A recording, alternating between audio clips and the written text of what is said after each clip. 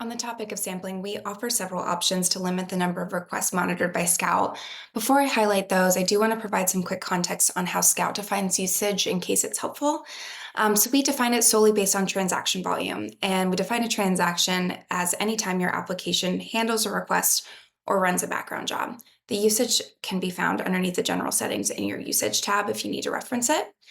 And optimizing the transactions monitored by us can be largely dependent on your application. And of course, you know it best, but we do have a few options that I wanted to quickly highlight to make sure that you are aware and that they are available to you. So, first, you're able to implement probability sampling or head over to our Ruby docs just to give you an idea. So, if you set a sampling rate to zero point 0.5, that means that Scout will only monitor 50% of your total requests shown here. This is the most aggressive sampling strategy we typically recommend just to ensure you're not missing important traces.